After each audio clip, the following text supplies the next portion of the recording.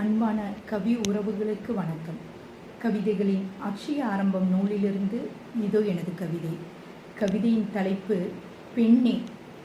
பெண் சுதந்திரம் சில சமயங்களில் ஏனோ முகம் சுளிக்கச் செய்கிறது.